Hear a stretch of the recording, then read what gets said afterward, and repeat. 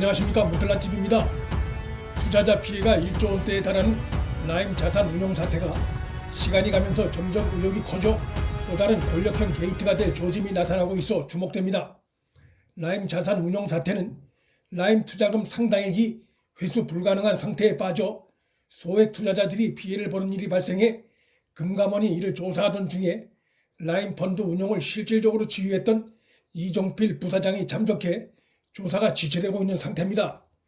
여기에다 라임 펀드 자금 일부는 기업 사냥꾼인 무자본 인수합병 세력에까지 흘러간 것으로 드러났습니다.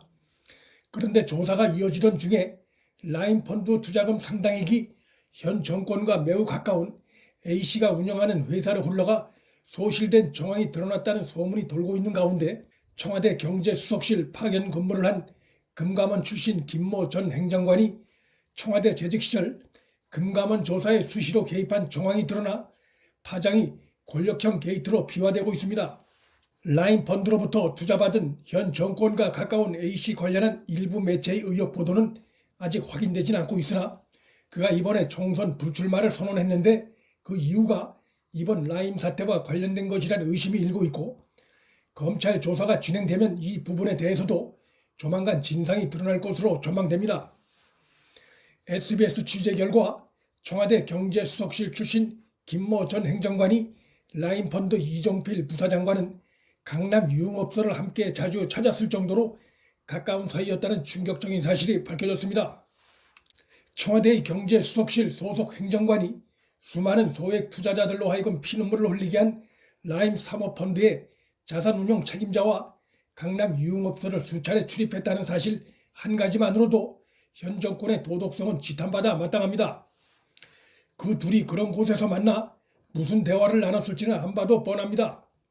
그 둘의 은밀한 만남은 고위 공무원과 관련 업계 관계자의 전형적인 이해충돌 방지 의무 위반에도 해당됩니다. 더욱이 그 청와대 김모 전 행정관이 만난 그 라임 펀드의 이종필 부사장은 현재 4개월째 검찰 수사를 피해 잠적 중입니다. 떳떳하다면 장기 잠적할 이유도 없고 또 그런 강남 유흥업소에서 주변의 의심을 살 수밖에 없는 그런 은밀한 만남을 가질 이유도 없습니다. 수상한 것은 이것뿐이 아닙니다. 피해자들로부터 고발장 접수를 받아 검찰이 조사에 들어가려던 시점에 법무장관 추미애가 이 사건을 담당하던 서울 남부지검 합수단을 지난 1월 말 해체하는 등 비정치권 조사부서의 검찰 인력까지 대폭 축소하고 이동시키는 비상식적인 인사를 강행한 것도 라임 펀드 사건의 권력형 게이트 의혹을 더욱 키우고 있습니다. 장관 추미애는 최근 검찰 인력 보강 요청마저도 거부했습니다. 라임 사태에 청와대 연루 정황이 나오자 법무부가 수사 확대를 꺼리는 것이란 의혹을 사기에 충분한 정황인데 그 피해액이 1조에 이르고 피해자들 대부분이 일반 금융 소비자들이란 점에서 추미애의 이 같은 조치는 수사를 방해하는 행위나 다름없다는 비판이 나오고 있습니다. 현재 윤석열 총장의 관심 속에 서울 남부지검이 주어진 검찰 인력으로 라임 사태 조사를 진행해 나가고 있고, 언론의 취재가 본격화되면서 정권에 보이지 않는 방해 공작이 의심되는 상황 속에서도 이번 사태에 대한 권력의 개입을 보다 분명하게 보여주는 정황들이 하나둘씩 드러나고 있습니다.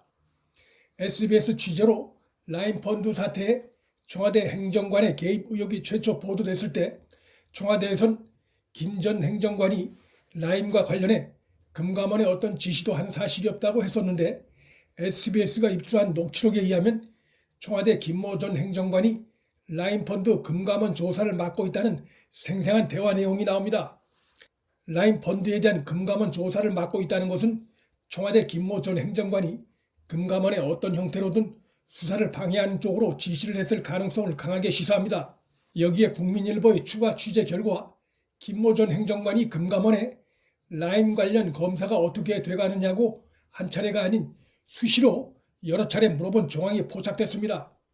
청와대가 됐든 김 전 행정관이 됐든 혹은 둘 다가 됐든 국민 앞에 거짓을 말한 정황입니다.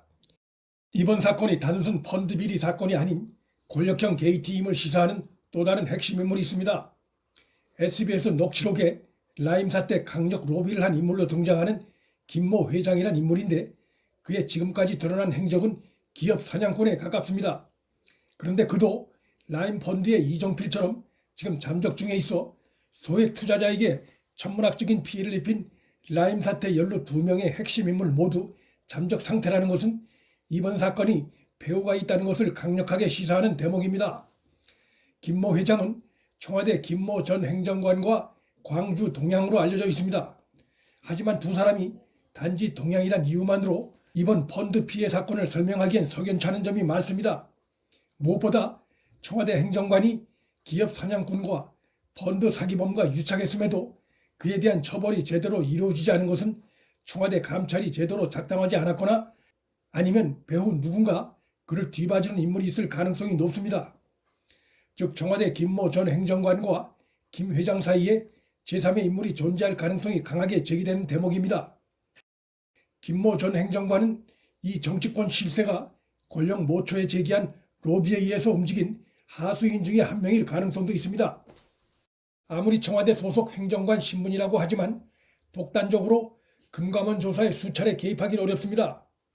김모 전 행정관이 어떤 형태로든 윗선의 지시를 받고 움직였을 가능성이 높습니다. 김모 전 행정관의 윗선을 캐다 보면 권력이 배후에 개입된 단서가 나올 가능성을 배제할 수 없습니다.